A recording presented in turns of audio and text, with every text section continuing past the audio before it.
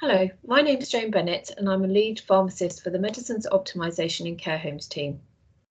The purpose of this presentation is to describe the practical aspects involved in running a medicines reuse scheme in a care home.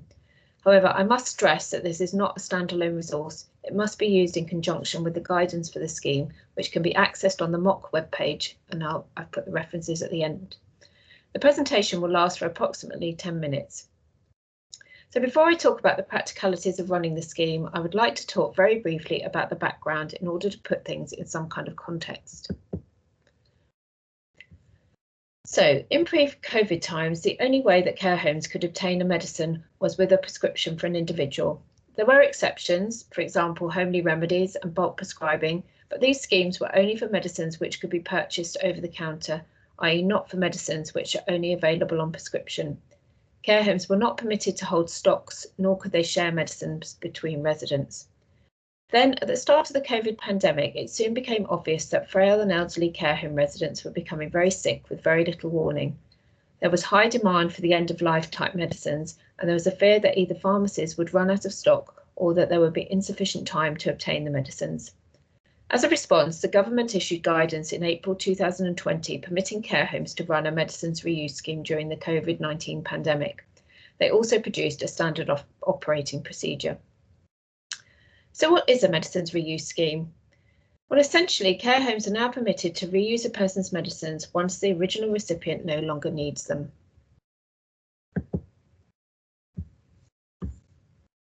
Unfortunately, the medicines reuse scheme is not quite as simple as sharing medicines between residents.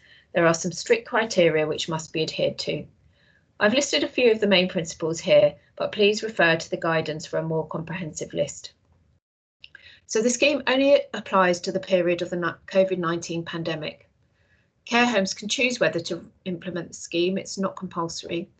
Medicines can only be reused in a supply crisis situation, and I'll say a little bit more about that later on. The scheme applies to any medicine, but consideration must be given to prioritise medicines.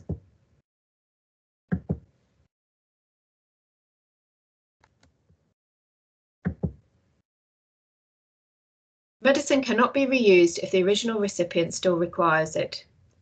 Medicines for reuse must be approved by a healthcare professional. Any medicine where the original recipient was COVID positive must be quarantined for at least 5 days. When a reused medicine is administered to another individual, a prescription is still required, and a robust audit trail is essential. So it has to be said that the medicines reuse scheme can seem quite complicated when you first look at it. So to try and make the scheme as straightforward as possible, we have produced an easy to follow guidance document. We've divided the scheme into 4 procedures. Each procedure has associated documentation to be completed, and each form is colour-coded for ease of use. So I'm now going to describe each of these procedures in turn.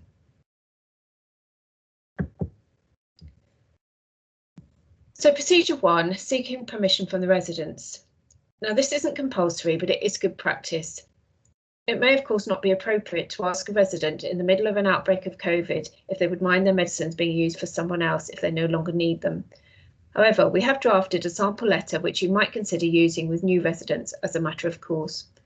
I would point out that it's not just about a resident giving permission for someone to use their medicines when they don't need them. It's also about a resident agreeing to receive someone else's medicines, which would obviously be of benefit to them.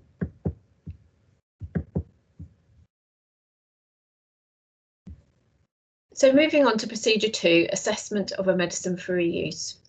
So first of all, you need to decide which medicines you want to save for reuse. Now, any medicine can be reused, but you must consider the safety and storage implications. Obviously, it wouldn't be sensible to keep all unwanted medicines for reuse. You should prioritise medicines which may be, for example, in high demand or may be required in a hurry, or there is a known shortage of them.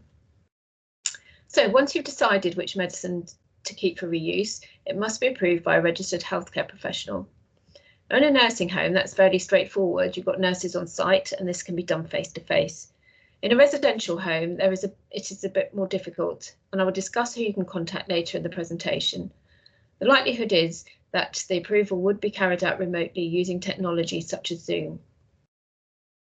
So the healthcare professional will use Form 2, which you can see on the screen, and ask a series of questions to check that, for example, the medicine is no longer required by the original recipient. The medicine has been quarantined if the original recipient had COVID. The medicine is in a sealed pack or an unused blister strip. The medicine is in date. The description and batch number are consistent on all packaging. The medicine has been stored appropriately and has not been removed from the care home.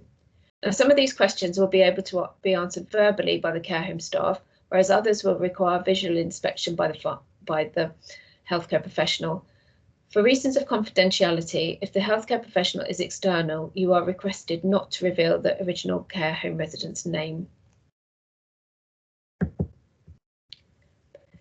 If the answer to all questions is yes, Form 2 is signed by the healthcare professional and then a copy sent to the care home for signing. And as you can see on the screen is the lower part of Form 2, which you can see where the healthcare professional needs to sign.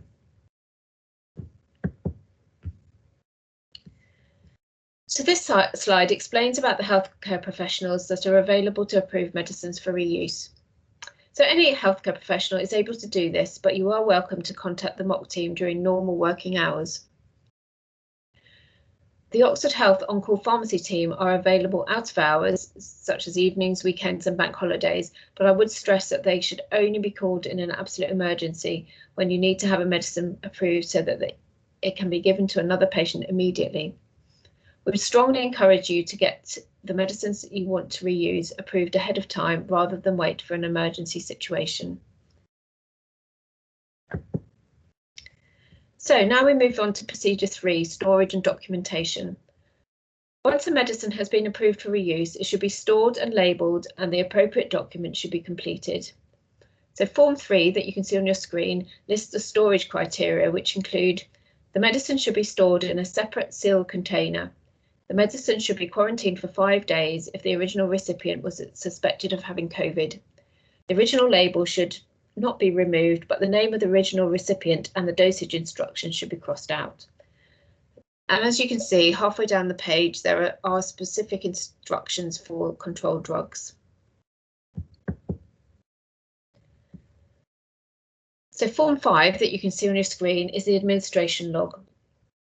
The top section contains information such as the name, formulation and quantity of the medicine. You are also required to record the name of the original recipient.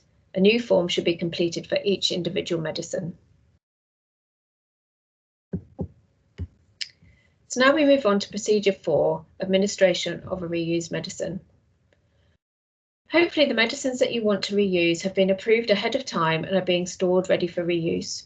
When you are in a medicine supply crisis situation, so for example, if the pharmacy cannot supply the medicine you need in the necessary time frame and there is no alternative, or if you don't have time to get to the pharmacy due to the immediate needs of the resident, it may be necessary to administer one of these medicines. To do this, you should read and complete Form 4, which you can see on your screens, which lists all the criteria which need to be met. So for example, a risk assessment should be done to ensure the benefits outweigh the risks. A prescription must be obtained for the second individual. The medicine should be added to the MAR chart by an appropriately trained member of care staff and then countersigned by another trained staff member. Each time a reused medicine is administered, 2 members of appropriately trained staff should check the medicine for reuse against the MAR chart. So as you can see on your screen, the lower section of the corresponding Form 5 should be completed each time a dose of a reused medicine is given, so that way you know exactly which medicines have been reused and who has received them.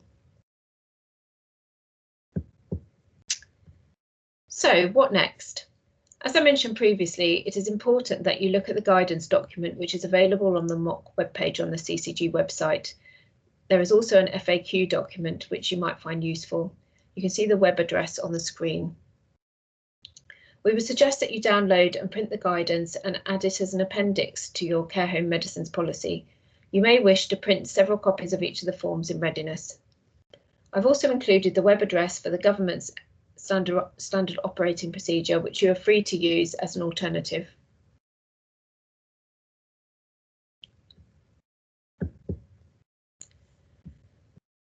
So this concludes the presentation. I really hope that you have found it useful.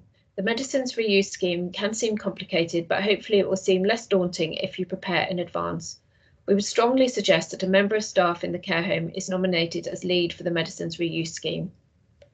Lastly, I would just like to say that our team is available for any medicines related queries which you might have, either about the Medicines Reuse Scheme or anything else.